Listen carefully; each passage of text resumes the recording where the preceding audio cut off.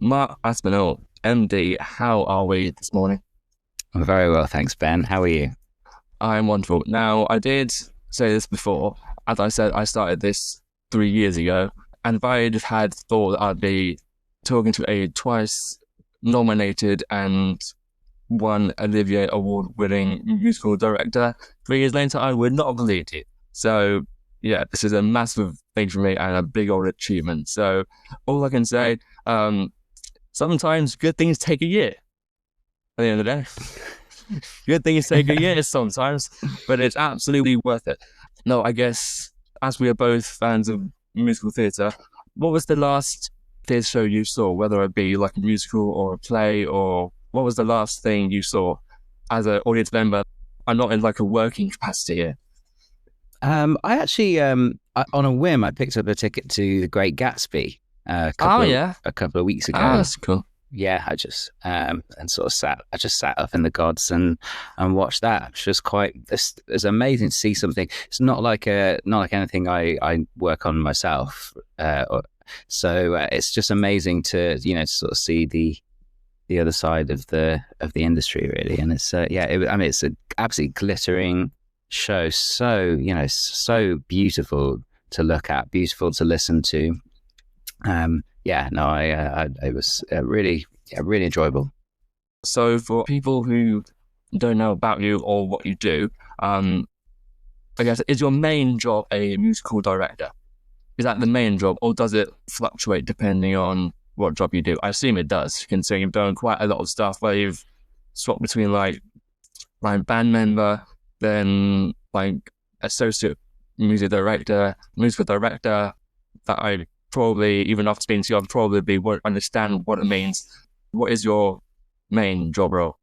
Yeah, it's like you say, it sort of varies from project to project. The last year or so has seen me working as musical supervisor quite a lot, and with that comes an element of arranging and sometimes orchestrating as well. So that role is primarily to sort of oversee the overall musical arc of the show, and to look after everything from a musical point of view. But that's a role that you fulfill as a spectator. So so during rehearsals, you're normally, not always, but normally kind of sort of sat watching and sort of giving notes and all that business.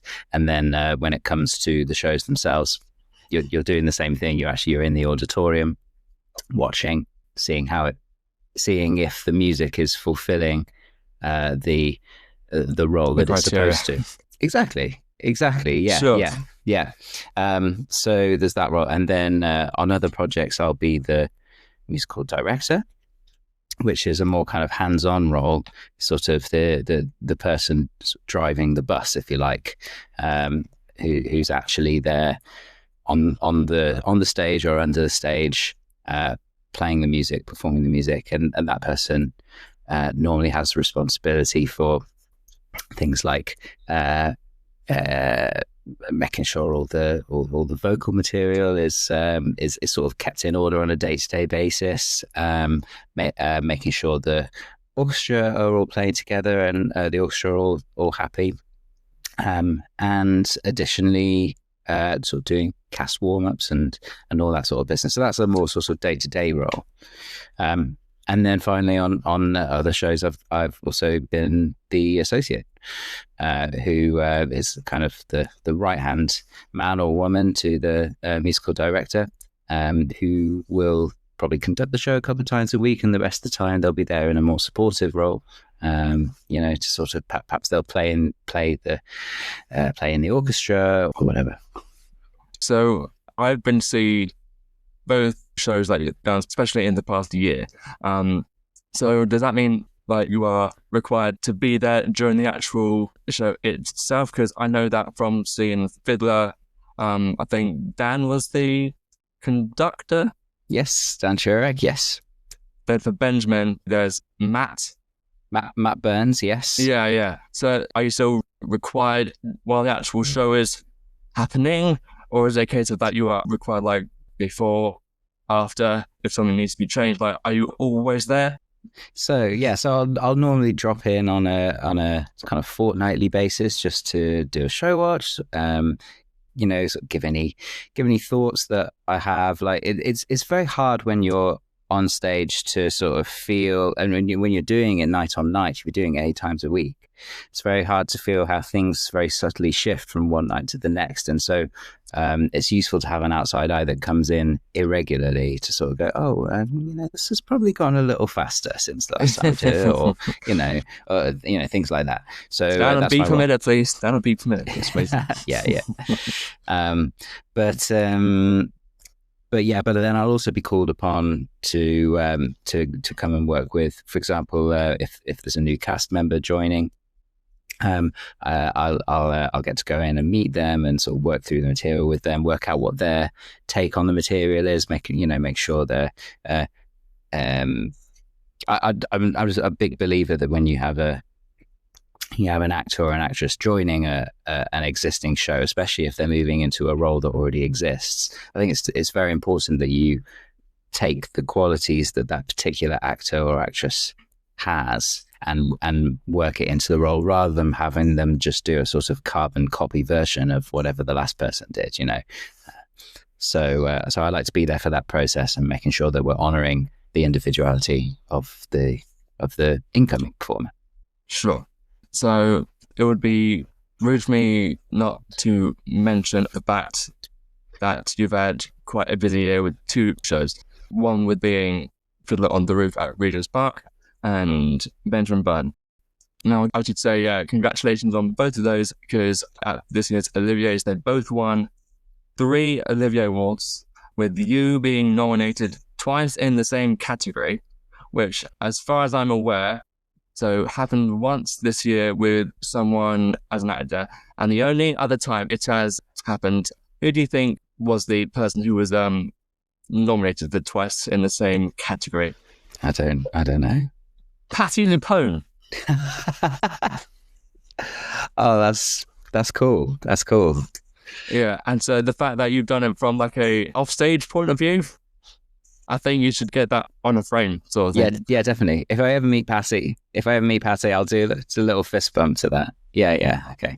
Yeah, I guess because on the day you're there representing both shows, whether it's a case of trying to like dart between the Fiddler company and then the Benjamin company, considering they are both running at the same time and you're with both. Yes, yeah. What's the case of trying to like, I need to speak to them now. Oh, I need to speak to them. Oh, okay. Yeah, it was a bit, and actually they situated us on directly opposite sides of the Royal Albert Hall is a big kind of like sort of a circle shape. So so I was on the one side with the Button lot, and then the Fiddler crew were like right the other side. It was like hello. Yeah, that's great. Yeah, so it must have been weird because the Olivier's aren't televised, which in theory they should be, because are they not? I don't think they are. Because I would have watched, but obviously they upload different awards up to YouTube so people can watch. And when it was for like the musical contribution part, it was really funny because obviously as you were like nominated for 2, you like had 2 cameras on you at the same time. So you could so it's basically your face just from different angles. Yeah. That must have been slightly odd. Yes. I think I've seen that clip. Yeah, it's quite funny. Yeah. Is your award on the mantelpiece, or is it like a doorstop? It's definitely heavy enough to be a doorstop. No, it was. Yeah, from what I can see, that's quite a chunk of metal. Yeah, I actually, I sat it down on my housemate's very expensive coffee table, and it's been looking gorgeous. Then I walked past it in the dark and knocked it over, and it's like it kind of like fell over and chipped into this coffee table that he loves so much. So I felt so bad. I had to text him. I was like, I'm really sorry, I've ruined your thing. And he just texted back saying, sorry, my life's work ruined your coffee table. No, he said it's an absolute honour to have my coffee table dented. I was going to say, if he'd have got annoyed by that, yeah, we wouldn't be friends anymore. Oh my god.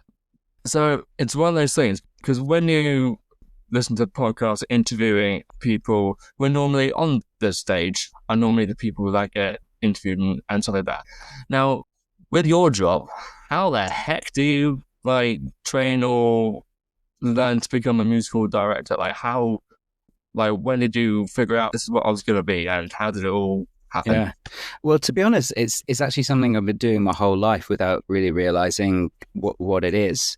So, like when I think back to primary school, when I was learning the piano, I think the teachers probably got wind that I was learning the piano, and so before long I was playing for assemblies, and like it was a Catholic primary school, so I'd play for mass, and then sort of before long that sort of turned into like teaching the class songs, and then that sort of followed me through secondary school, and obviously secondary school had its own sort of theatrical thing going on, so I was sort of doing it there as well. But the weird thing is I didn't really understand that it was a job. I didn't really understand that it was something that people actually did. It's hard to explain. What? Yeah, it's hard to explain. I mean, so both my parents are scientists. Like my mum, my mum works in a hospital. Dad's in IT. So they're both a normal job there, basically. So well, yeah. Good job, yeah. So I mean, and they're both very, very, very supportive of what I do, and I'm very musical. But we just didn't have the kind of the language to. We didn't have the knowledge of the world, basically, to know that this was a thing that you could really do. And until about 3 months before I left university, I went to Nottingham University and I did German and music there, and I was gonna be a German teacher, and then a couple of my friends were moving down to London saying we're gonna have a go. Do you want to come? So I did, and that's when I learned about the course that they run at the Royal Academy of Music for musical direction. And that was the first course of its kind. There's now quite a few in the various schools. At the time, it was just the Royal Academy and Mount View were doing it, to my knowledge. And so a couple of years later, I applied for that, and I got in, and that was the major turning point, really, for me. The training was absolutely fantastic. They had this, I don't know if it's the same now, but they have this sort of deal where you pay a reduced fee to be there, and then sort of in return you're an accompanist for all their lessons. You play for, you arrange for their showcases. You do a lot of work kind of for them, and also an assistant sort of thing. Yes, yeah, it is really, yeah. And but at the same time, you're also being tutored by these brilliant conductors and arrangers and all that business. So it was a year of really, really good stuff. And then after that, it just sort of it was one starting with little jobs and hoping you do a good job, and hoping some people are there that can offer you another job in the future, and yes, a bit of a snowball effect after that. What was the first show that you saw? Just out of pure curiosity. I don't remember being taken to anything when I was really young, apart from Panto. Oh no, you didn't. Hey, I genuinely, I think it has to be done. Yeah, absolutely. I think the first was probably Les Mis, actually, and we went to see that because the school's edition of Les Mis had just dropped, and we were doing it in the school. I was playing Javert. I was okay. Very proud of myself. Yeah, I had I was gonna say, lead role. Big long coat. Yeah, it was great. So they took us down to London to watch the show. And so yeah, I think that was it. Oh yeah, and that was amazing. I just remember being like, I cannot believe that this is a job that people actually do. I'm just going to close this window. There's a bin lorry outside. Yeah, you buy a train station or something. No, it's the bins. The bins are being taken out. Oh, the bins. It's very glamorous. It's very glamorous. Everyone's human, whether or not you have an Olivier or not. Yeah. It's just the way it goes sometimes, isn't it? So you do the course. Now, I guess the main thing that people do when they graduate is try to have a job lined up when they finish off or have an agent. Did you have a job lined up when you first started that then spiraled into? I did, but it was a stroke of luck, really. It was a production of Mac and Mabel at the Southwark Playhouse. I've heard of it, yeah. And it was Laura Pitt Pulford in the lead role, and Norman Bowman. And I've heard of him. Yes, he's a really excellent performer.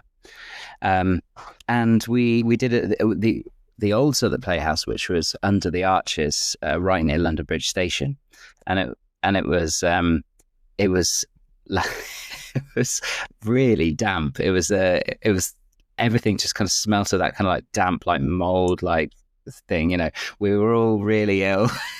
The whole thing. The band had been built this little sort of airtight box that we played from, so they could get a good sound next door. Sure. And we had a dehumidifier running for the whole show, and we had to change the little water thing like in the interval because it was just collecting like all this moldy water. It was vile. But the show was really good. It was really, really good. All that matters, isn't it? Sorry? Well, as long as the show's good and the audience enjoy it, you can be in like a tin can, you'd be like hunched with everyone else like a square box. Yeah, it's right. Well, I hope. This is the thing. I don't know if I could do it anymore. I think it's a special kind of constitution that you have as a sort of late 20-year-old. It's like you can withstand anything. It's like, you can sleep anything on any surface. Yes. You just haven't got the same needs that you have later in life. Now I've got to have my nice little eye mask and my, and my like water sounds in the background, so I can fall asleep. So as you sort of mentioned before, I guess in theory you could call yourself a 10-year overnight success. You've got 2 shows. One's in the West End, and one's still going and on tour currently. They're both nominated for Olivier's in the same year. Like, I would call that success is a word, that people just sort of toss around. But, like, this is what people in your industries strive for. Or am I just speaking from someone who's interested in it but not in the industry itself? I think... I've been thinking about it a lot this year, like, and it's it's so wonderful to the nominations and the award felt so wonderful, and because it's so nice to be kind of recognised, to have the work recognised, but the real thing is, I think it's more about finding. It's just such a strange thing that we do. We create these little families for short periods of time, and we generate these very special friendships with people, that exist only.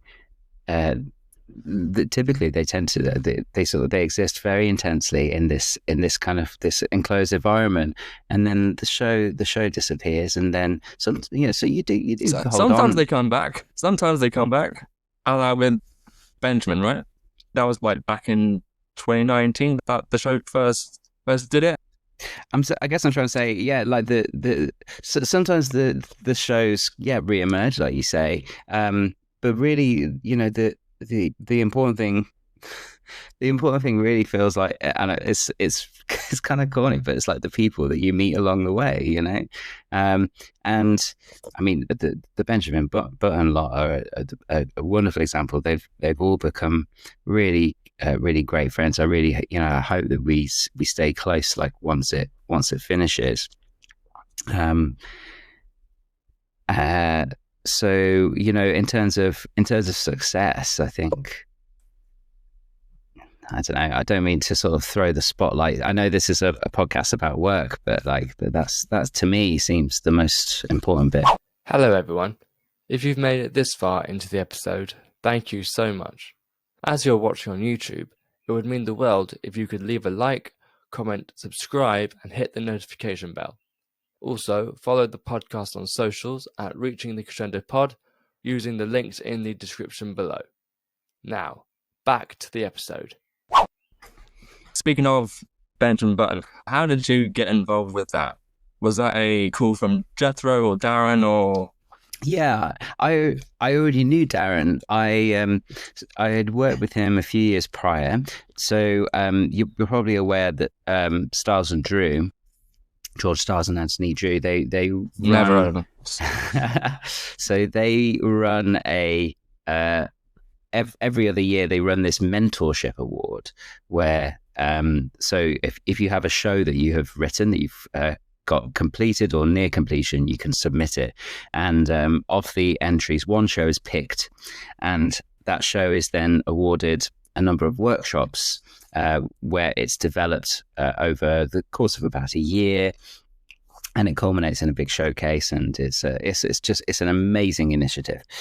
And when they ran the very first one, the winner was Darren Clark, with his one of his other writing partners, Rhys Jennings, and they had written The Wicker Husband. So The Wicker Husband later went on to play at the Watermill Theatre, and but this was its first outing, and because I already had a connection with George, I was brought on board as musical director. So that's when I met Darren Clark, and we hit it off immediately, and we're great friends to this day. And when Benjamin Button started kicking off, he got in touch to say, would you be interested in coming to join? And I said, like, absolutely. I would drop anything to work with that man. Like, he's an absolutely incredible musician, incredible person, really important creative mind, amazing writer. I think his work is absolutely extraordinary, and just to be in the room with him is honestly one of the biggest joys of my whole career. He's wonderful. So when you first got involved, was all the music for it already done, or was it a case of it was like nearly done and you just had to sort out like little sprinkles on top? And no, there was quite a lot to do. The songs were written, and Darren had gone some way to arranging them and orchestrating them. But I came in and then the two of us worked to complete that work. So we orchestrated and arranged together. And then once we got into rehearsals, obviously everything started changing because we'd never seen everything at his feet before. So it was like a daily process of working things through and changing things. It was really hard work, but really exciting. Which was a process we then repeated for the second time around, because everything was very different the second time around, So and that's one of the great things about Jethro and Darren, is they're not afraid to, if something isn't working, rip it out, replace it with something else. They're really good for that, and I think that's one of the reasons why Button's been as successful as it has, because they've got a very rigorous approach, and a very non-sentimental approach to people call it killing their babies, which I think is quite visual metaphor, but hey, if it works, it works. Yeah, if it works, exactly. it works. So I saw it in April. Now, bear in mind, I didn't know the backstory of the show. I didn't know anything about it, which is sometimes really good, because then you go through it with completely like open eyes and you don't know what to expect. Like, the great thing about it being at the Ambassadors is that because it's so small, it's impossible to get a bad seat in the house. Because it's so small, you can see everything regardless of where you're sat, which is great. For anyone who doesn't know, it's an actor muso show, which I think the only show that I had seen before that was Choir of Man, which I guess it's all the same thing, but there's only like one person playing guitar compared to everyone playing at the same time. Though, considering like how small the theatre is, I generally think that works perfectly to what the show is, because it's such a small cast, as you said. The thing that astounded me was just how in time and in sync, and because normally you can at least like follow the director, because normally he is sort of right in front of you. Obviously, like he's down low, but at least he's right in front of you. You can sort of see what happens. When Matt is like at the back on drums, and you're like, do we start? Do we not start? Do you start? No, I was listening to John Daglish on a podcast himself, and he was saying it's very much a case of someone does like a beat or like a breath, and then everyone comes in. Is that sort of how it is when you try in tech? That's exactly it. Yeah, we just assess who's most visible at the time, who can lead this, and that person will do exactly that. So, and you gotta catch it off that, you know. But I really like that. I think it sort of brings it a bit closer to this idea that it's an ensemble piece. You know, there's no kind of no one person. Once the show's running, there's no one person that can perform the show by themselves, you know, or that can lead the show by themselves.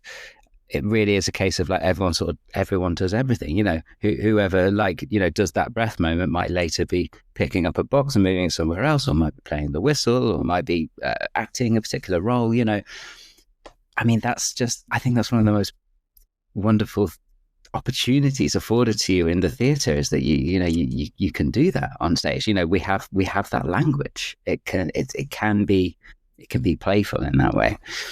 Though, if it were me, obviously you get used to it, but that'd be fucking terrifying. It's a lot to remember for sure, but also it keeps the thing fresh. I mean, you know, I don't know if we've ever done the same show twice, because there's always when somebody goes off for like illness or for a holiday or whatever it is, then the whole show has to absorb that person. So we do have offstage swings. They're all absolutely fantastic. But in addition to the work they bring, so for example, Emily Paynes, she's an excellent violin player and accordionist, but she might be required to kind of swing on for a character that also plays the whistle or whatever, you know. So he's like, okay, so who plays the whistle? That's the first question. And then, is that person near a whistle at this point in the show? Or okay, if not, how do we get a whistle to them? Like, you know, it's a whole jigsaw. And Pip and Matt, who are in charge of sort of running the day-to-day of that, they have to organize it on the daily, you know. And I see these long call sheets come out, you know, with all the changes for today's show, and everyone has to learn it and know it. It's amazing. Yeah, because when I saw Pip as Alolan, and I was like, oh, I run the music. I'm like, it's good from like playing stuff, and then, you know, one of the main characters. Like, I can understand why the show has received the fanfare that it has, because it's very much deserved. Now, I need to ask about the cast album. That must have been a load of fun to do, because I saw a picture of you literally at the front with everyone else on stage recording the thing. Did you record it in a studio, or did you literally just microphones are there, enjoy it? Yeah, we recorded it on stage. So Luke Swaffield, he's the sound designer for the show, he just kitted out the stage with a bunch of microphones and music stands, and away we went, and we just played the show from start to finish over the course of we did 2 days worth of it, and a couple of takes of everything, and then we had some time in the studio to do any pickups, anything that we missed, you know, and just what did we do, and then that was it, and away it went. So as a result, the album has this quite live kind of raw quality, which I'm really proud of. And so, as you mentioned, Benjamin finishes on the 11th of October, if I remember correctly. It does, yes. So another show is currently on tour right now. That is Fiddler on the Roof. That must have been a fun one to do, because had you been at the Regent's Park before? Or was that like a brand new thing? Okay, music outside, that's a new concept. Yeah, I hadn't worked on the music team for it before, but I'd always wanted to. But I had played in the orchestra for On the Town, which happened, maybe I'm guessing 2019. 18 maybe, around that time. And that was Tom Deering was the conductor, and that was amazing. So I'd already got a taste for it. Great show, by the way. Fiddler, yeah. Great show, by the way. So yeah, I couldn't wait to get stuck in and give it a go. It's a very special place. With Benjamin, the music wasn't fully there yet, whereas for Fiddler, it's been a show for years, so the score's there. Were you allowed to like put like your own spin on it, or was it a case of no, play it as it goes? Much appreciated. Yeah, very much so. Yeah, we really did put our own spin on it, and we excised quite a lot of music. There's quite a lot that we didn't do. Lots of scene change music and all that business. But also we changed some things. So like one of the major things we changed from a musical perspective was that Hava, who's the youngest of the three sisters, she traditionally she's a dancer. She's and she has a ballet in Act 2. We decided not to go that direction, and instead Hannah Bristow, who plays Hava, she's a clarinetist, and we decided to use that instead. So Hava becomes this instead of doing a dance, she plays the clarinet. So we devised this kind of little small sort of dream sequence for her in Act 2, which was new material, and just to try and tell her story in a different way. And now, from what like the staging was under like a canopy sort of thing compared to the actors who were very much center stage. Now, was that a similar case of with Benjamin, the fact that it was a case of trying to like figure out how the band and the actors are gonna come in at the same time, or was there a contingency plan? Sorry, I don't understand. So to the audience, the orchestra was on the left-hand side of the stage under this sort of canopy with the holder coming down. They were there. And then the actors were to the right on the stage. Oh, I see. Yes. Yeah. Okay. Yes. Does that make any sense? Yeah. So could the conductor see them, and could they see the conductor? It was a lot easier with that. It's just so Dan, the conductor, and Livy, the associate conductor, they stand there, but they had a little camera on them. So so the actors can sort of look out. There's always a way. Technology, you see. Yeah. It's brilliant. Yeah. Wonderful. As you mentioned before, you don't have long left. So what I'm going to do, as far as I'm aware, after Benjamin finishes off, you're going off into the woods? That's correct, yes. And the Bridge Theatre, I've never been there. It's cool. It's cool space. Very, very cool. Is that something you're doing at the moment, or is it a case of ramping up towards when it does open?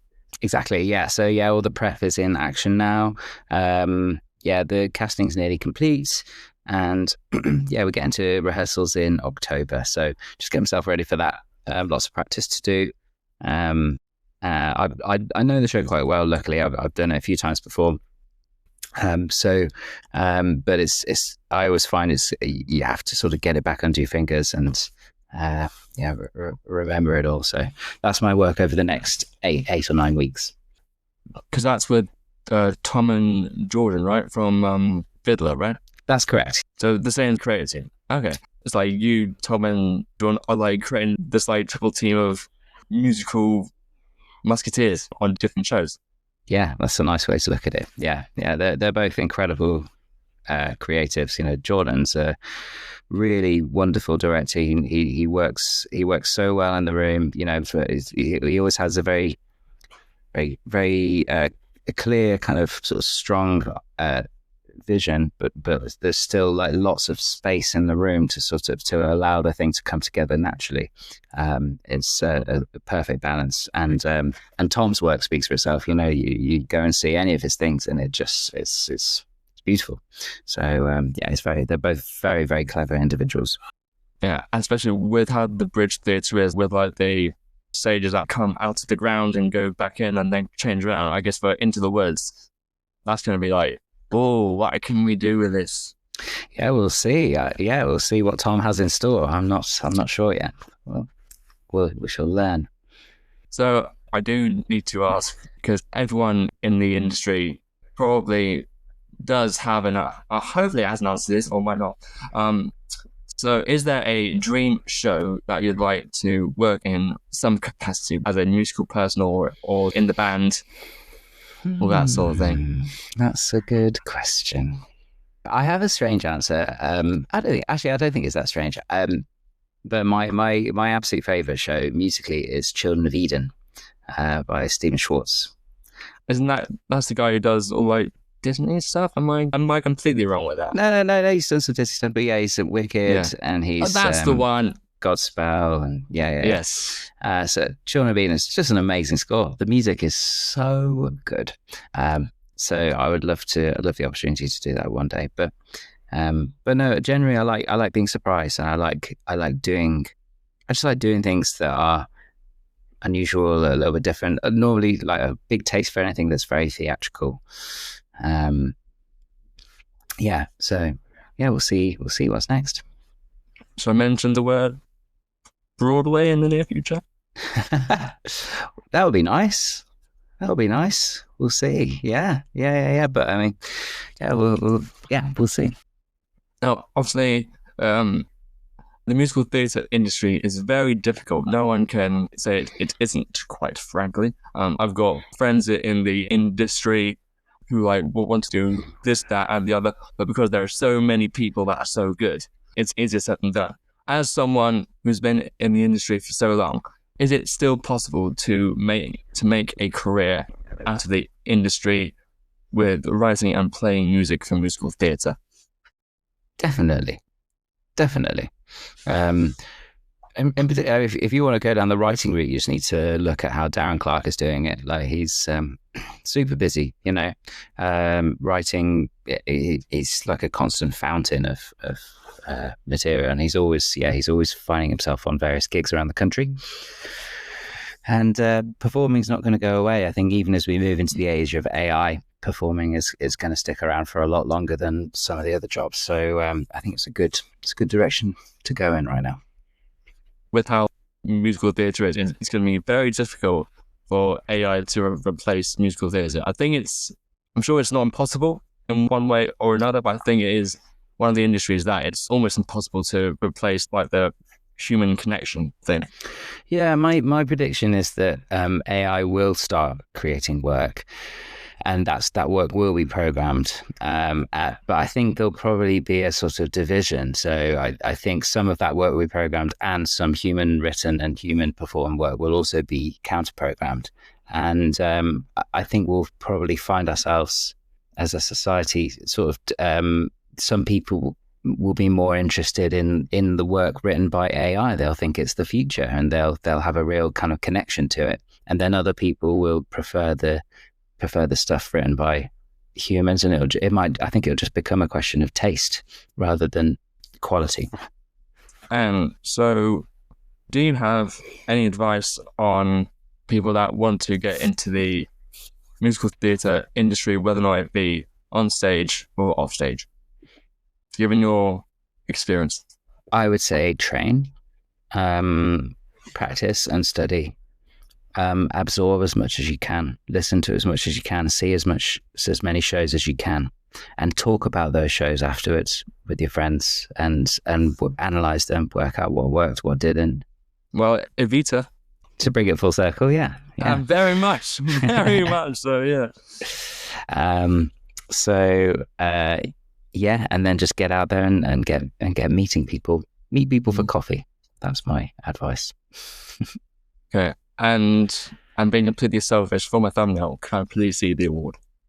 Oh, it's downstairs. God damn it. Sorry. Damn it. I should have had it with me, shouldn't I? I should have known.